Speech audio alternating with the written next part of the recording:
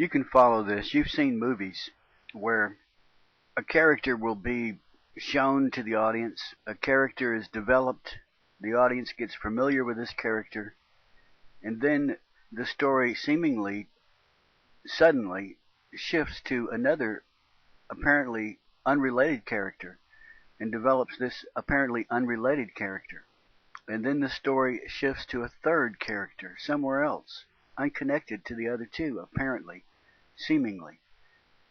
And the audience will assume that somehow these three unrelated people will somehow become connected. The connection will be revealed. I've seen this in movies. You have too. And you wait patiently for the storyteller, the movie maker, to show the connection between these seemingly unrelated characters.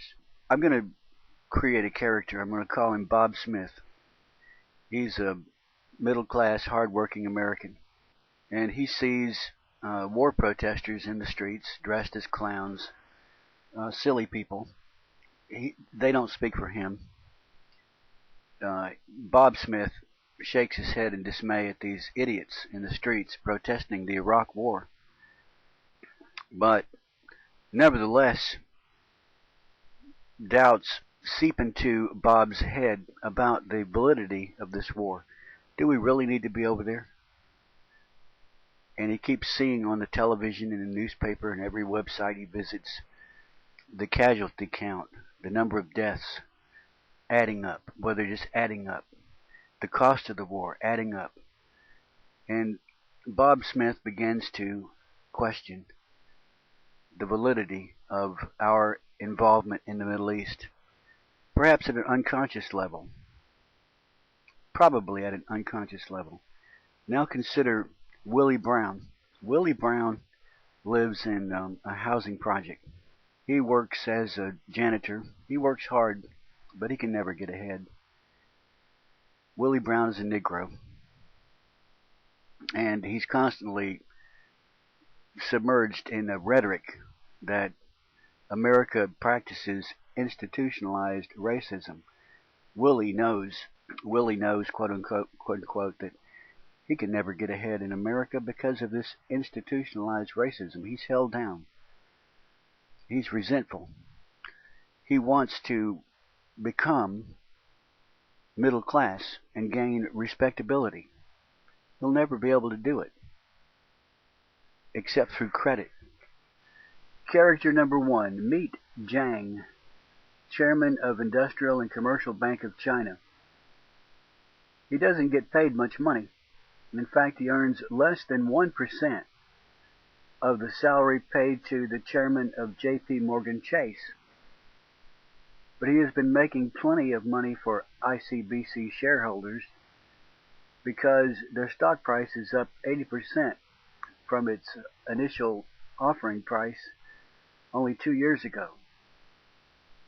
The bank's market capitalization of $252 billion is almost twice that of J.P. Morgan, making ICBC the largest publicly traded financial institution on the planet. Jiang's bank, ICBC, has $130 billion in cash or near cash securities, more than enough to buy a bank as big as Citigroup. But Jiang is not interested in Citigroup right now because he doesn't know where the bottom is. Jiang has been buying banks around the world in places like Africa, Indonesia, and the Chinese autonomous region of Macau.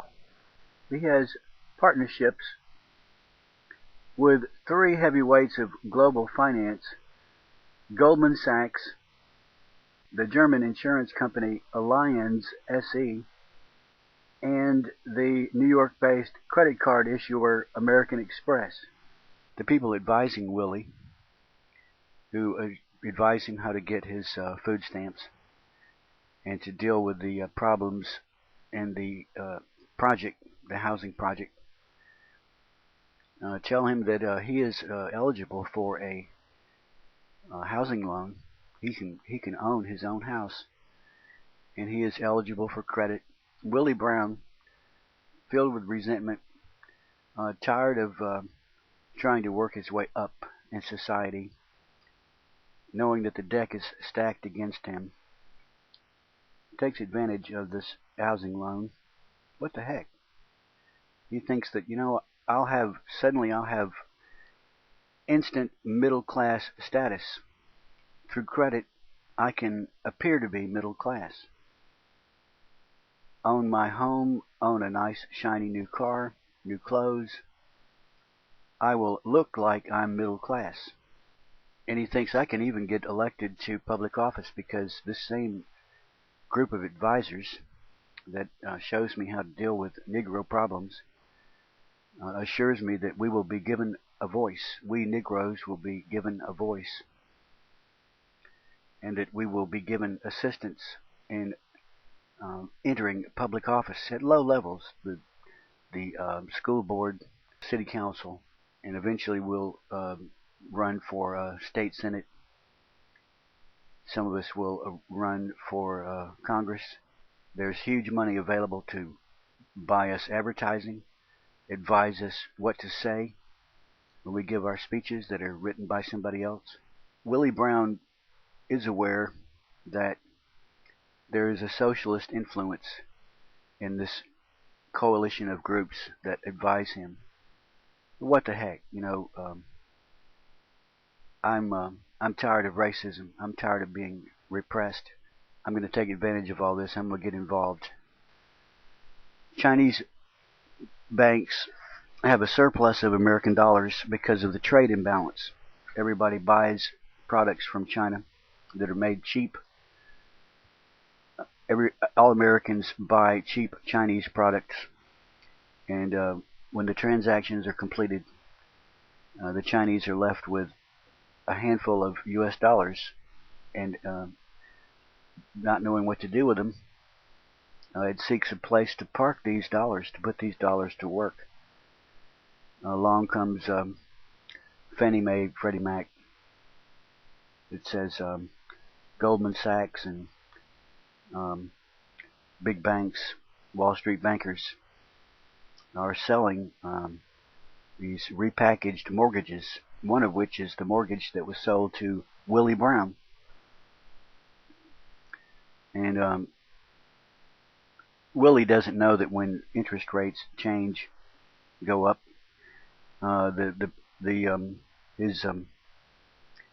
his payments, his house payment, which he can barely meet at when it's low, when it doubles, he will default on that payment, and theoretically would be evicted from that house. His house will be repossessed.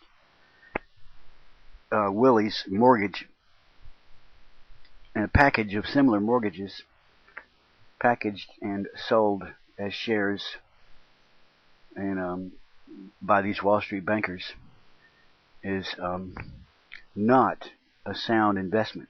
It's not a safe place to park American dollars. But yet, foreign investors, this Chinese banker, for example, is assured, even by the Secretary of the Treasury, Paulson, Henry Paulson himself, that these are safe. You can safely put your money in shares of funds consisting of packages of mortgages such as Willie Brown's, because these mortgages are backed by the U.S. government. You won't lose your money. This is safe. When Willie Brown and his friends and neighbors default, you, the Chinese banker, will not lose your money because the U.S. government will back it up.